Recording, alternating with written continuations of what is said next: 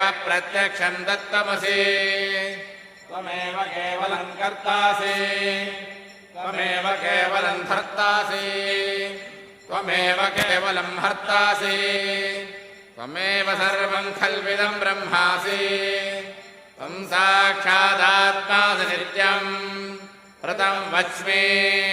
सत्यं वच्मि अवत्तं माम् अववक्तारम् अवश्रोतारम्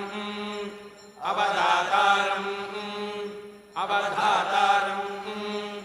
अवानोतारमवशिष्यम् अवपश्चात्तात् अवपुरस्तात्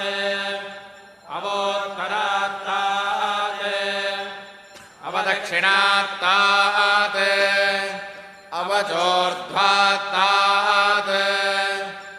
अवाधरात्तात्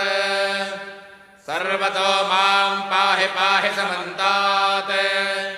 त्वं वाङ्मयः सं चिन्मयः त्वमानन्दमयः सं ब्रह्ममयः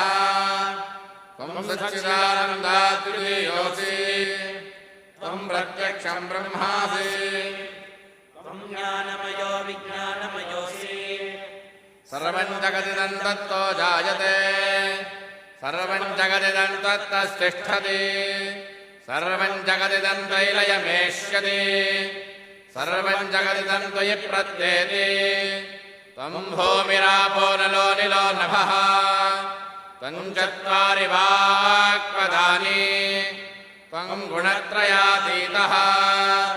त्वमवस्थात्रयातीतः त्वं देहत्रयातीतः त्वं कालत्रयातीतः